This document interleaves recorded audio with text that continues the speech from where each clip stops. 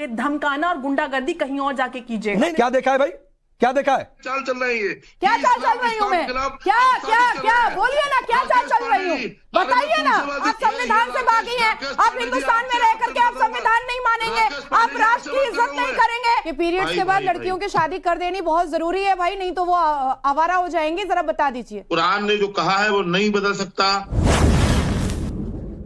आपने बहुत सारी ऐसी वीडियो देखी होगी जिसमें मौलाने की धुलाई होती है, लेकिन आज की इस वीडियो में इस मौलाने की तीन मुस्लिम बहनों ने मिलकर लाइव टीवी डिबेट पर धुलाई किया है। दरअसल बेटी विवाह जो कानून आया है उस पे डिबेट हो रही थी और मौलाना पूरा कुरान और शरिया पढ़ा रहा था कि देखो इसमें हम अपने हिसाब से करेंगे, इस्लामी लॉ लाएंगे, हमें संविधान से कोई मतलब नहीं है। आप देखिए कि किस तरीके से मुस्लिम बहनों ने मौलाने की भरी डिबेट में कैसे धुलाई करी है। लेकिन हजारी साहब, चूंकि आप मुस्लिम पर्सनल लॉ बोर्ड से हैं, मैं आपसे शुरू करता हूं सर। देखिए, सबसे अहम बात यह है कि मुस्लिम पर्सनल लॉ बोर्ड ने अपनी राय सौंप दी है देश को।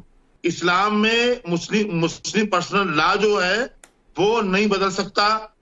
कुरान ने जो कहा है वो नहीं बदल सकता, जो अहादीस में है वो नहीं बदल सकता। हमारे यहाँ जो शादी की उम्र है, तो शादी की उम्र के ताल्लुक से कोई ये नहीं है कि इतने साल की होगी तो शादी हो जाएगी। लड़का लड़की जब अजारी साहब, मैं समझ गया। अजारी साहब, मैं आपको क्रॉस कर रहा हूँ, मैं समझ गया आपकी बात। नहीं, मैं समझ गया। जो मुस्लिम पर्सनल लॉ बोर्ड की ओर से कहा गया है वो बाइट भी हमने सुनवा दी और स्क्रीन पर बाकायदा लिखकर ग्राफिक्स में भी चला रहे हैं कि शादी की तय उम्र नहीं चाहिए, इस्लाम में शादी की उम्र निर्धारित नहीं है, युवा होते ही शादी हो जाएगी। ये सारी बातें कही गई हैं। मेरे सवाल का जवाब अभी भी नहीं मिला कि अगर शादी की तय उम्र, अरे रुक जाइए सर, सवाल सुन लीजिए। मेरे सवाल का जवाब चाहिए कि शादी की तय उम्र क्या इस्लाम के खिलाफ है? अगर हाँ तो कैसे? अगर बालिग होने से ज्यादा उम्र हो रही है तो यकीनन इस्लाम के खिलाफ है। कुरान में कहां पर लिखा हुआ है ये बता दीजिए ना, सूरत नंबर बता दीजिए, सूरह नंबर। बहुत पहले मैं बता चुका हूं आपको।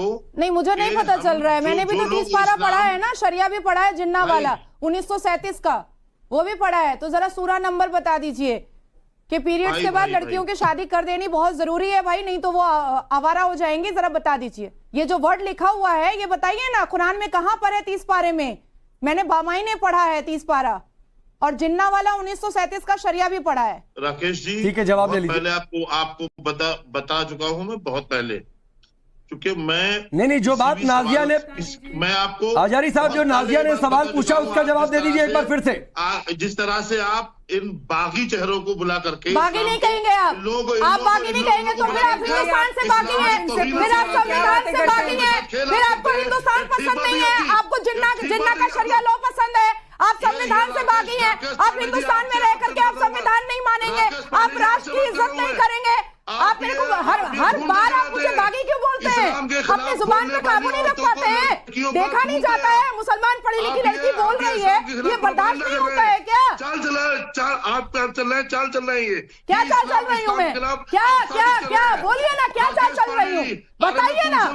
अरे बताइए ना, क्या बागी क्यों बोला? संविधान ना मानू, हिंदुस्तान में रह करके संविधान नहीं मानू मैं, खिलाफ बोलना है। इस धरती को मैं इज्जत नहीं दूं, सम्मान नहीं दूं, क्या करूं? अरे सुनिए, मैं आ रहा हूं बीच में। अरे आजारी साहब सुनिए, आजारी साहब एक मिनट रुक जाइए। आजारी साहब सुनिए ना सर, सुनिए। अरे सुनिए, मैं जानबूझकर थोड़ी देर से शांत था। आजारी साहब सुनिए, थोड़ा महिलाओं का सम्मान करना सीखिए, उनके लिए कैसे शब्दों का इस्तेमाल किया जाता है वो जरा सीखिए। सुनिए सर, देखा है हमने सम्मान आप कितना करते हैं। बागी क्यों बोला तुमने? बताओ। नहीं बताए ना आप। अच्छा, क्या देखा है? एक मिनट रुक जाइए नाजिया रुक जाइए। क्या देखा है भाई, क्या देखा है? अरे हमने देखा कितना सम्मान आप करते हैं लड़कियों का। अच्छा, आपने देखा कि मैं सम्मान नहीं करता हूँ? मान भी तनेजा को देखा है, आप ही लोगों के चैनलों पर देखा है। आप किस तरह से रागी जी उसको डांट रहे थे, देखा है हमने। अरे आपने कहा है कि आपने देखा है कि हम कैसे सम्मान करते हैं, मतलब कुछ भी बोलेंगे। शब्द धर्म को बदनाम करने की बात करेगा, बागी आप लोगों महिलाओं को बागी बोलते हो, शर्म नहीं आती है आपको? दाढ़ी टोपी लगा के बैठ गए इस्लाम के ठेकेदार बनके, हो कौन आप इस्लाम के ठेकेदार? नहीं, आपने चूंकि महिलाओं को लेकर बोला है। रुकिए अंबर जी, मुस्लिम महिलाएं जो मौलानाओं के खिलाफ बोले वो बागी है क्या?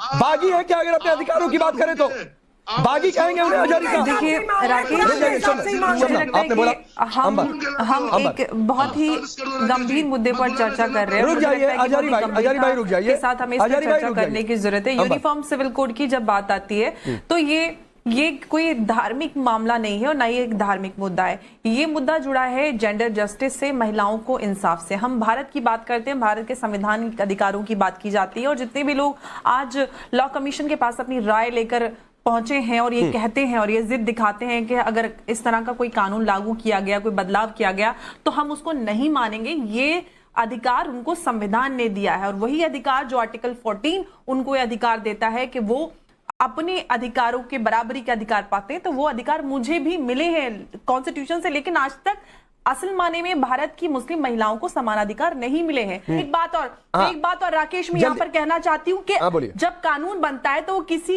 एक इंसान के लिए नहीं बनता है, इस देश के हर एक वर्ग और समाज में वो समानता लाने के लिए बना है। तो आप अपनी राय देना चाहते हैं तो शराफत से राय दीजिए, धमकाना और गुंडागर्दी कहीं और जाके कीजिए। नहीं, ये बिल्कुल अलाउड भी नहीं है अंबर, ये बिल्कुल अलाउड नहीं है और मेरे शो में तो बिल्कुल भी नहीं। ये बिल्कुल भी रुक जाइए। ये मौलाना साहब इस कानून के खिलाफ तो होंगे ही ना, इनको मनमानी करना नहीं मिलेगा। ये जानबूझ के मुस्लिम लड़कियों को पढ़ने लिखने नहीं देते हैं, मदरसा भेजते हैं और मदरसा में क्या क्या होता है वो रोज़ खबर आता है। और जब 3 मुस्लिम बहनें जब यहाँ पे आके मौलाना की औकात दिखाई कि दिखाओ कहाँ पे क्या लिखा हुआ है, तो फिर ये डायरेक्ट उनसे बात नहीं कर रहे हैं और बोल रहे हैं कि ये बागी हो गई है। मतलब जो इनको सच का आईना दिखाए उसको ये बागी बोलेंगे और बेटियों को पढ़ने लिखने नहीं देंगे ताकि इसको दुनिया के बारे में पता ही नहीं चले, उसको तंबू में डालकर और घर में फिर टपाटप करते रहे। आप इसके बारे में क्या बोलना चाहते हैं नीचे कमेंट अवश्य कीजिएगा। चलिए मिलते हैं आपसे अगली वीडियो में।